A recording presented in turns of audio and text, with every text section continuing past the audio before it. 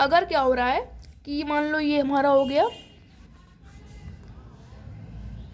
Medium, हो गया, मान लो अब हमने ये वाटर हो गया, ये हो गया एयर।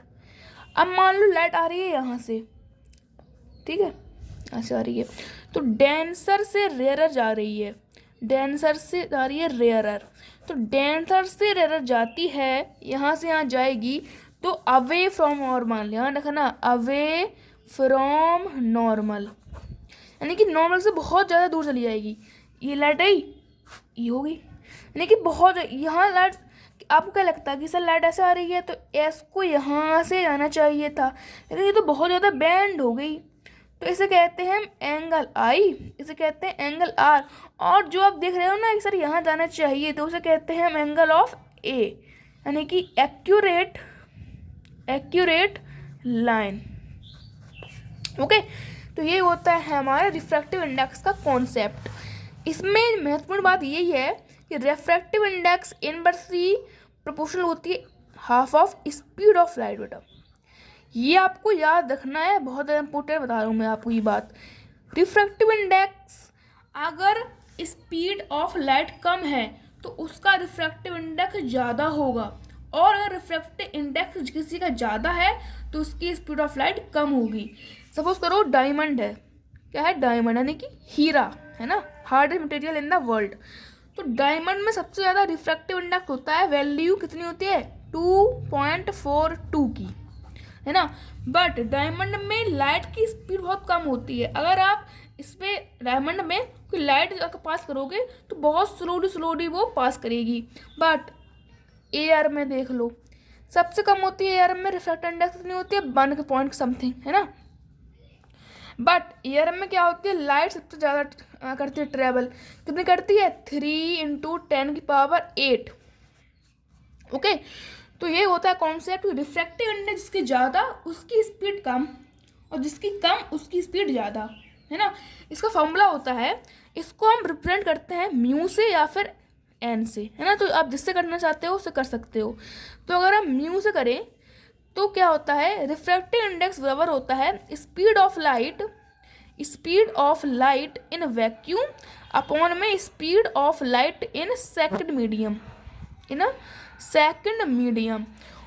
और एन से करते हैं तो आता है C अपॉन में C1 अपॉन में C2, यानी कि C मतलब स्पीड ऑफ वन मीडियम और C2 मतलब स्पीड ऑफ सेकंड मीडियम।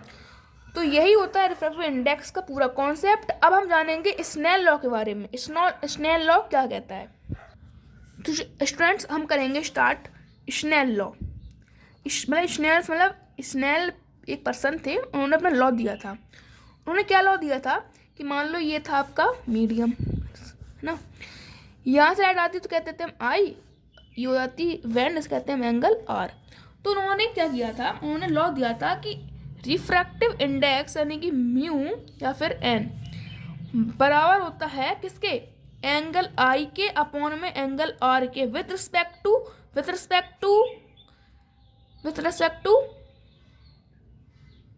1 2, और इसमें भी 1 2। 1 2 कैसे समझाएंगे हम, पहले समझ लो।